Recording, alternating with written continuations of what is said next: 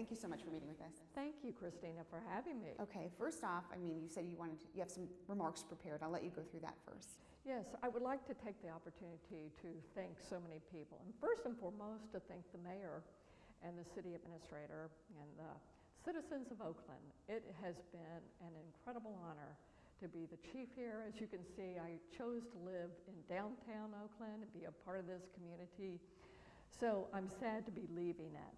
But I also want to especially thank the men and women of the Oakland Police Department. I may be leaving them officially, but I will always be there for them. And then I wanted to share that 20 years ago, I became a police chief.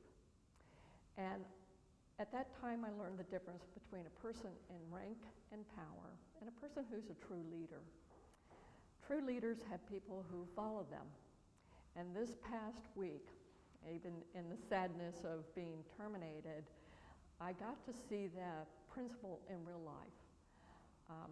I've been looking over my shoulder, and I have been overwhelmed by the people who are standing there, supporting me, encouraging me, disappointed as well. And that just warmed my heart that I am a leader, and I want to be a good and faithful and servant leader. But unfortunately, the police commission has worked toward my firing. And I want to be perfectly clear, though, with the community and with the department. I believe in citizen oversight. This has not changed my opinion whatsoever, that we need citizen oversight in our police departments. When I was hired 3 years ago, I was given a mandate to reduce crime first and foremost, to stabilize this police department, to restore trust and healing, and I have been proud of my record. You feel you've done those things? Oh, I've not only met them, I think that they have been exceeded. The last 3 years of my tenure were the 3 lowest consecutive years of the lowest crime rate in 20 years. And just since January 1 of this year, the fruits of a new strategy that I put in place in the fall regarding gun violence, we are on pace for having the lowest homicide rate in 64 years. Okay. My heart's desire was to heal this community and the police department from the wounds of the past. I do believe in reform, and I wanted to not only be a part of reform, but transformation. Just 3 weeks ago, the federal monitor, who is our overseer, was in town, and he said to me as he left, these are his words, "We are deep in the red zone." Now, I'm a football fan, so what that means is we were right up close to this goal line. He told me that he had seen progress. I asked him if he would put it in writing, and he said, no promises. 2 weeks ago, one of the plaintiff's attorneys, Mr. Jim Channon, said to me that the reduction of stopping African Americans in this community and reducing the impacts, the negative impacts of our African American community by police stops was, quote unquote, remarkable.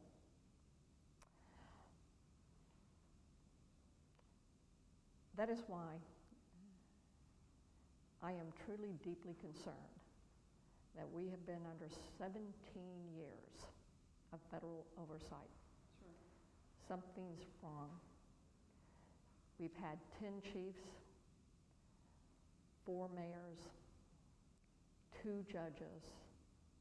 We've had a turnover, 2 federal monitoring teams.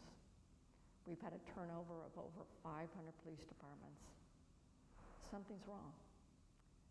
And I am going to be asking that the Department of Justice open an inquiry and get to the facts of the matter. I'm mainly concerned about the safety of this community and the safety of these officers. And I think that it is time that someone come in. Asking the Department of Justice is a big step. There's something criminal going on. It's not criminal. You can have a Department of Justice review that is not criminal in nature. And I'm not at all claiming a crime. I am claiming that there are issues associated with abuse of waste of government money. And I think that we need to have an outside look into this. Okay. Yeah. So with that, I want to thank you for letting me make my opening remarks to you. We kind of hit some of the things that I'll be asking you about, and if you want to expand, we can do that. But I want to start with the termination itself, and if you had a sense that it was coming, or were you just taken by surprise when the mayor called you? I was surprised. So I didn't expect that. There was rumors that something was going to happen, though. You had no idea. I knew that the police commission had been working toward my firing. I did see in the San Francisco Chronicle yesterday the news that was revealed that they had been working toward my firing since, I guess, July. So I want to deal with facts and not necessarily with the rumors, but that was obviously telltale to learn that in the news. What do you think about... I'm sorry, I want to remind you at this point that just, because I think it's important to your question, which is, you know why you were fired. I do. Well, because my next question was going to be, you were fired without cause. Go ahead, I'm It's sorry. okay. You're doing a better job than me, I'm sorry. That's right. That's right.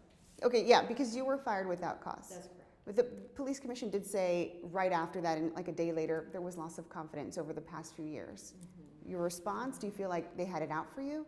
Yes, but because that's what they said. I mean, obviously, that's what they said by saying that they were investigating me, trying to get cause, because the police commission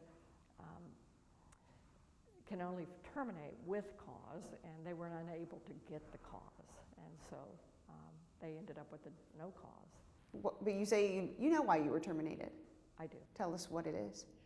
This is not the forum for it, and this is for me to say thank you and goodbye, and all of that will be dealt with, and significant information will be forthcoming. What can you say, though, then, about the power of the police commission? They have this power to make a unanimous vote and to fire solely on their decisions. Do you agree with that? I believe in police commission oversight, but there are different models, and there are different models around the country, and I think that actually the city council, who are the elected representatives of the community, should probably have more oversight associated with that role. So I was going to say, do you feel like whoever may come in next, if they're a qualified candidate, do you think that maybe would deter them from applying if they know that an independent citizen board can fire them? yes, it will have an impact. I've been a police chief for around 20 years. I've been in law enforcement since 1982, 30 years ago. I'm certainly well known in the law enforcement community nationally, and I do know that this is going to be an extremely chilling effect on who would want to come in, and that's unfortunate because this is a great city and it's a great police department, but they will think twice. As I said, I'm pretty well known in the country, and I have a good reputation, so it will be, I think, a chilling effect. One other thing is, this is by way of background, which was when the chief was recruited by the mayor of the city of Oakland. The process for recruitment, there were over 12 community meetings with more than 300 community members, an online survey of over 600 Oaklanders who wanted a leader who would change, a leader with integrity, change the culture, fair and just policing, reduce violence, increase accountability, build community trust. I'm going to write those things down because those were, I think, the actual qualifications that they gave you. Right, and I believe I hit every single mandate. I don't believe it, I know that to be the case, and I have data and support for that. Yeah. Can we go back to the federal monitor, Robert Warshaw? So you said you talked to him 3 weeks ago. You didn't want to put it in writing that you guys were right there. But I do want to ask, Because I think last year you guys were so close to having all of these requirements met, and then there was a slip back in the department, and now it's like 7 out of 51 that had to be met, 7 out of 51 goals. So I just kind of want to know what was the reason for that backsliding. That's the Federal Monitor's assessment. There are actually 320 tasks, and so out of those, and they are under, pardon me, 52 major headings, but under each 52 tasks, there are several tasks underneath those. So they actually come up to 320 tasks. We are out of compliance on 4 right now, and we're partially out of compliance on 4. If you look into that, those are going to be ministerial type of situations, such as documentation, report writing. Those are the type of tasks that were outstanding. So we've been asking for the metrics so that we know what are we moving toward. And some of these tasks do not have metrics. And how do you hit a mark that you don't know what is being measured? So. And then you said, so 4 out of compliance and 4 partially out of, so correct. 8? Yes, out of the 320. Okay. Is there a reason that, were you guys closer last year than you were now? Is there a reason Yes. why? What I don't know was why the, he would say we were in progress and deep, and his words were deep in the red zone, and then to have this happen. do you feel like this is, a lot of people say he's incentivized to keep finding issues or to keep finding problems because it has been 17 years and they get paid so much money. Do you want to address that? Do you feel like, do you agree with that, that he's just staying? It certainly is a concern, isn't it? I mean, why? I mean, he is paid highly, and it's public record how much he makes around. It's a $1 million contract. Where is the incentive to find you in compliance? Where is the incentive? And so that's why I do think it is more than past due time for the Department of Justice to look into this. And in terms of like, you're saying 8 out of 328. Well, let's put it this way. There are 52 tasks, and under those tasks, there are several subtasks. Okay. All of those together make 320. Okay. And out of the 52, we're out of compliance on 4. Okay. Some of them do not have metrics. So how do you know what you're aiming for? Sure. And then 4 we're partially in compliance, meaning we've met most of the tasks under the main heading, but partially out. And we have asked for direction. Tell us what we have to do. And You haven't gotten that direction? We haven't gotten that. In writing or verbally? The city has asked for it. What is it that we have to do?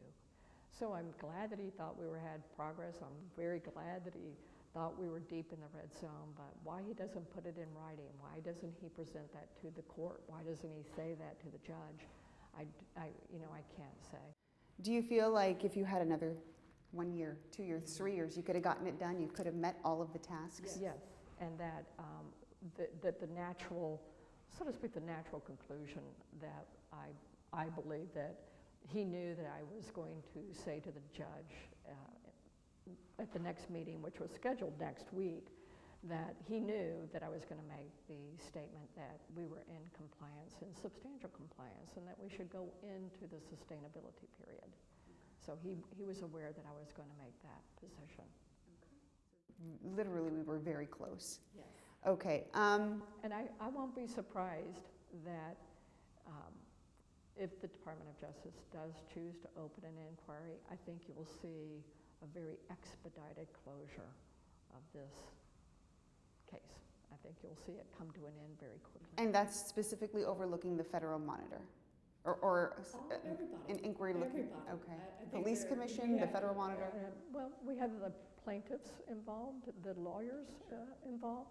I think that when we look at the watchdog system, you need to look at everybody because it has ties to government monies that are being expended. So I think someone needs to come in and look at the entire situation. I know that the police commission had said that certain things like the Joshua Pollak case was at the beginning of the end, was, you know, do you regret not disciplining those 4 officers like the oversight monitor recommended? Christine, I'm glad you asked me that. So I want to be real clear with people. I make the calls based on the law and the policy. I cannot be intimidated. I cannot be bullied to change my opinion. I knew that if I had called that shooting out of policy, that I would have been the darling of reform. I would have had great headlines. Y'all would have thought I was amazing. I was not willing to sell out what I knew intellectually, that this shooting did not fall out of policy or the law. I've been an attorney for 30 years. I did not make this decision in a vacuum. There were at least 10 other attorneys who looked at this case, who supported me. And this case isn't over. Due process has not run its course. So if the Pollak shooting is a reason that they were looking to terminate me before due process has come to an end, then something is definitely wrong with our system. Everyone deserves due process. One thing you ought to actually remind Christina, you have disciplined more officers than I absolutely have. I'm So- sorry. No, that's okay. Is there a phone on? No, we're good. Yeah. Okay. Somebody went ding. Somebody over here went ding. Yeah, somebody, you have your phone on me, Rich? Yeah, just, How about me? I don't think it's on. I don't want it to ding again. No.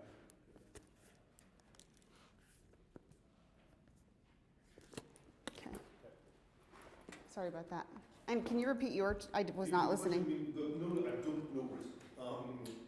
I just wanted to remind the chief to make the point that, you know, she's really been very tough on officers in terms of discipline, so. And, right. I'm one of the most fair-minded. People believe in me because they know that I will hold people accountable. I will terminate. I know this experience now. I don't take it lightly. You are impacting people's lives and their careers. You hired a woman of integrity. And by that, I am willing to stand on my values. I am willing to lose a job by standing on my values. Okay. So then no regrets No regrets. on that case. How many officers have you disciplined or terminated in your 3 years here? Has it been higher than other chiefs? I have heard that. I know that there have probably been a minimum of 12 terminations, significant suspensions. So accountability is not always terminating people. Sure. Accountability is really about what do we need to do to change the course of action. All we want is people to change the course of action. I'm not interested in the punitive side of it, although at times there are punitive judgment outcomes. Right. Terminations, suspensions, those are punitive and they are deserving. But I have been considered probably the most fair-minded. I know I enjoy a reputation of being respected. I don't ask that people have to love me or like me or hate me. I want to be respected. That makes you legitimate. And leaders need to be legitimate. They need to be viewed as legitimate, or you will never affect transformation or reformation unless the leader who is saying we're going in that direction is believed. Do you feel like the use of force in terms of the public's persona, or how should I say this? The public's view of the use of force in the department, do you feel that has improved? And do you feel the use of force strategies have improved in the Yes. department? Absolutely. So I can say that if you look at the data, at the record, you will see that Oakland has had one fatal shooting during my tenure here. And in the last 5 years, I think in total there have been 2. So that's remarkable. When you look at Phoenix, that last year had 44 officer-involved shootings. I mean, when you look at us and benchmark us, if someone would come in and benchmark, how does Oakland fare compared to other cities, you will find that Oakland is truly held up as a shining example of what it is to change, being progressive, our reduction in use of force, our documentation of transparency. I believe in all of those things. None of that do I take away from. We were working on, with the Police Commission, on our policy for use of force. I support many changes. However, I knew I could be a stopgap between the Police Commission's positions on use of force that could be dangerous for an officer. But I won't be there to be that stopgap. That kind of leads me to my next question of a request you had made for a second Bearcat. I just kind of want to address that because I know they declined that request. They said they wanted some proof and policy, not proof, but I guess data on the usage of the Bearcat and a policy on how it would be used. Right. Did you get back to them on that? Did you explain? They did. Okay. They had an ad hoc committee of 3 from the Police Commission on Bearcat. Now, their concern is that it's a militarized vehicle, but it's actually a vehicle for rescue. And I'm going to give you an example. Do you know, earlier this year in Sacramento, when the poor woman police officer was shot down by a person in a domestic situation, shot her down in the front yard. A Bearcat could have been used to get to her, bring her into safety, and retreat, right? So Bearcats, but that wasn't available, okay? Bearcats are used for safety. They're not intended to be weaponized, militarized vehicles. They are rescue vehicles. They are to provide safety cover for not only the officers, but in case someone is wounded. Mm-hmm. So it's the assignment of meaning to that vehicle, not it's a rescue vehicle to us. And I think that maybe some people don't understand that because they look at it and they think, okay, this is more militarization of police, and this request could be considered tone deaf. Do you feel like it was a tone deaf request? I do. We do need a Bearcat. I even suggested, well, if we want to tone the look of it down, let's paint it white and put a blue cross on it. I mean, a lot of times people assign meaning to things. Sure. It's just like cameras. Are they surveillance cameras or are they security cameras? Sure. It all depends on your assignment of meaning to it. So. Okay. In terms of where Oakland is now versus where it was when you came in, is Oakland worse off now or better off now in your opinion? Oakland is safer than when I came. However, my termination, I think, has created a great deal of damage that was not calculated in terms of culture change. We have been relying and inculcating in our department the principles of procedural justice, that we believe in procedural justice. We want our officers and staff to treat the community with procedural justice, and I can tell you that my termination in their eyes was anything but procedurally just. So it creates a damage. I think it was a step back. It's hard for these officers and staff now to believe. Does the city really believe in these values? Because they didn't practice them. Have you been able to talk to your rank and file? Oh, I will be meeting them in person to say goodbye, or tomorrow, hopefully. But I have received so many calls, so many text messages, and that was one of the significant messages delivered to me. And I think we destabilized the agency. We were stable. We were moving toward the progress, and the culture change which is the most significant. I'm a bit loved, and I'm honored by that. but that's overwhelming what has been said to me about the fact that people, I feel very beloved. I think, and I know that they respected me and they thought I was legitimate. So I think that it is going to create, it has created a total destabilization. It's destabilized this agency and this community. It was destabilized, you stabilized it, and your firing has now destabilized it again. I think it's going to take them a long time to recover, believing that when we say we believe in these values, that they can trust that.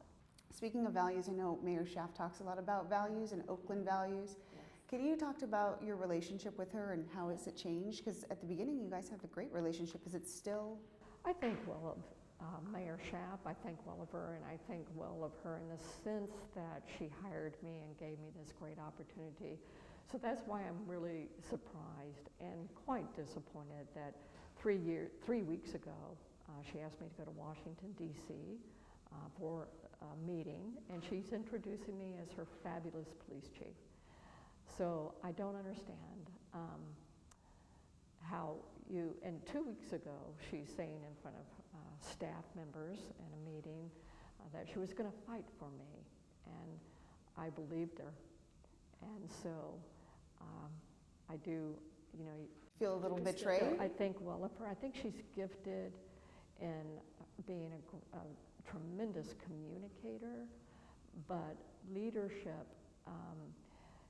you got to be able to, I'm disappointed. I don't know what changed. And I was going to say, do you feel a bit betrayed at all? I'm hurt by it. I'm hurt. I'm disappointed. I believed. And so when you believe in someone, it's disappointing. Sorry, I just cut through your answer there. I was going to say, do you have, looking back on your 3 years now, do you have a big, what is your biggest regret? I don't have a regret. I actually don't have a single regret. How is that? How can you not have a regret? Because for me, it was about serving others. It's not about me. And I know that, again, that may sound trite to some people, but I tried to live the principles that I speak forward, and I am willing to stand on them, and I serve them, and I think that there are no regrets. I hit all of the mandates asked of me, and so I have no regrets. Would you have any advice maybe to give to the next incoming chief? I would not come to Oakland if you have family who relies on your income. So if you have to take care of children, or if you have to take care of parents, or you have anyone who relies on your income, this is not the agency for them. Any final thoughts in terms of, go ahead. Yes, quick, you do need to tell Christina and the gentleman that you're not going without a fight, potentially. Oh, Well, this is not the time for articulating that, but I am going to be weighing all my options about going forward. And sometimes justice does need to have a truth speaker. And one of the leadership traits that I have tried to carve into my character, because I wanted to be a good leader first, not a person just in rank. Sure. I wanted to be a leader first. Rank comes secondly. And that is be a truth speaker and have courage and be bold. I love what Lori Lightfoot, who's the mayor of Chicago, said. She said she always looked for leaders who are bold and effective. I think I am both. And I am willing to speak the truth, and when the time comes out, when it's proper time, I will speak the truth. what is your, Wait, I'm sorry. yeah. Ask her. I'm sorry. You're Ask her fine. if she's planning on suing. Well, when she said, Okay, I kind of thought that, but I will, Okay, I'll sorry. ask it if you, just on the, to have it on the record. Do you plan on suing the city for this termination? I have legal options that I am weighing right now. I am an attorney myself, as I said. So, you know, I'm weighing those options. You don't always settle everything with lawsuits, but there are times that may be the correct and proper route. What I want is to be honorable in this and to, let's get to healing. Let's get this corrected. That's my main goal. And whatever avenue I need to walk down, we will do that. What are your next plans? Where are you going? I'm going back to my home in Seattle. I plan to leave this week. And then my family is number one to me. I have parents who are older. I'm going to make sure that they are cared for, and I just will be again weighing options about my future. And I want to see the extent of the damage that has occurred. Do you feel like, and I just remembered this, so I'm asking one more question. Do you feel like you were transparent enough with the public? Absolutely. Again, I believed in those things. So for example, in the Pollak shooting, I had tried to bring in outside people to sit on the board to make the determination if this shooting was in policy or out of policy. You don't get much more transparent than that, trying to use outside people. I was blocked from doing it. Why? So I think I'm one of the most progressive, one of the most transparent police chiefs who's been in police chiefing, because I think it is also the right thing to do. The public needs to know what's going on inside their police departments. You know, speaking of that, I mean, you came in 3 years ago to a department that was understaffed, overworked. The public lacked confidence in the department, and in the midst of a messy controversy. What have you done since then to now to rectify those things? And at the end of it all, what happened? Yeah. And I think it's something the public wants to know. Yes, they do. They do want to know. The department had indeed had been involved in a scandalous event that is wounding to the community, but it was also wounding to the officers, because 99% of those officers, there were 12 officers who stained the honorable work that those hundreds of officers and staff, not just the officers, but the professional staff there, and they were stained and they felt betrayed. So since that time when I came in, it was very clear that we were going in a new direction and a new change. And I do know the community was seeing that.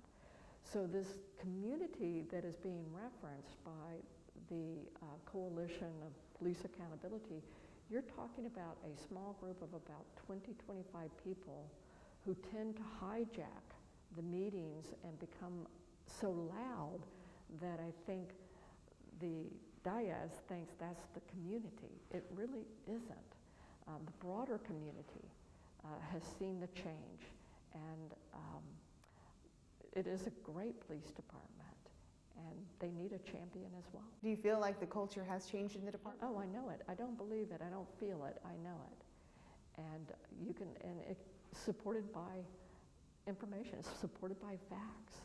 And so I'm very proud of them. They will police themselves. We have seen more internal reporting of misconduct or potential misconduct, but before things even get to that level of misconduct, we're beginning to intervene before risky behavior becomes misconduct. That's what we're trying to accomplish, and it was working that way. At the end of the day, do you feel this is all political, your firing?